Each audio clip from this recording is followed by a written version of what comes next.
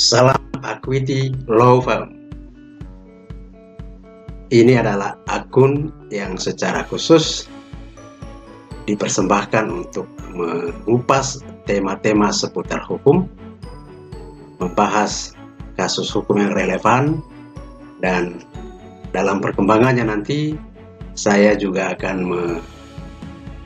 mengembangkan atau membicarakan sejarah perkembangan hukum dari masa ke masa.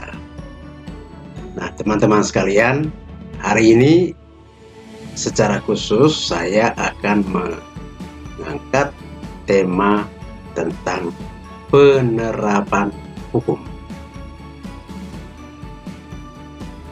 Penerapan hukum itu pada dasarnya adalah sebuah proses untuk menerapkan hukum pada peristiwa atau fakta-fakta hukum. Bagaimana kita menerapkan hukum pada peristiwa konkret, pada suatu kasus yang nyata? Nah, salah satu metode yang teman-teman bisa pakai adalah IRA, Issues, Regulations, Application, dan Conclusion. Ada isu atau pertanyaan hukum, ada regulasi atau hukum, peraturan perundang-undangan, lalu penerapannya, analisis, kemudian menyimpulkan. Nah, pada bagian isu ini, agar kita menemukan atau mendapatkan isu atau pertanyaan hukum, hal utama yang harus kita lakukan adalah mengumpulkan atau menyusun fakta-fakta hukum, peristiwa, keadaan.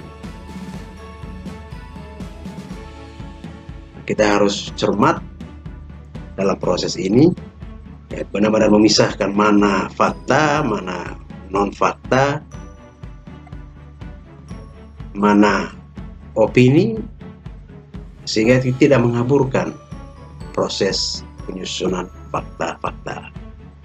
Nah, setelah fakta-fakta diurutkan, disusun, lalu kita rumuskan atau temukan mana isu atau pertanyaan hukumnya. Nah, setelah selesai proses ini, langkah selanjutnya adalah menentukan, menemukan, atau melakukan seleksi peraturan perundang-undangan yang relevan dengan isu atau pertanyaan hukum yang tadi kita angkat atau rumuskan. Kemudian, fase selanjutnya adalah kita mencocokkan atau menguji apakah semua syarat-syarat atau unsur-unsur di dalam ketentuan perundangan-undangan itu sudah terpenuhi atau tidak. Ya, tentu kita kaitkan, kita hubungkan dengan fakta-fakta yang tadi disusun. Karena peraturan hukum itu pada intinya, pada ringkasnya, terdiri dari dua unsur, yakni akibat hukum dan syarat-syarat. Nah, kalau semua syarat-syarat itu terpenuhi, maka kita bisa menentukan akibat hukumnya. Nah, tapi kita harus hati-hati juga, karena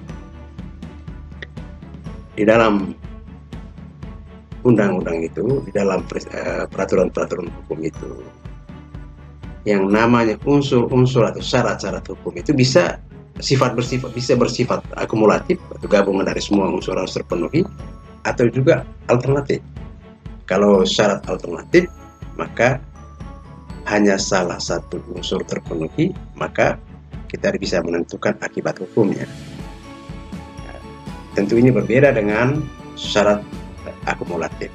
Kalau syarat akumulatif atau unsur-unsurnya harus terpenuhi semuanya, sehingga bisa menentukan akibat hukumnya. Nah, setelah semua langkah-langkah ini disusun, dirumuskan, baru kita mengambil kesimpulan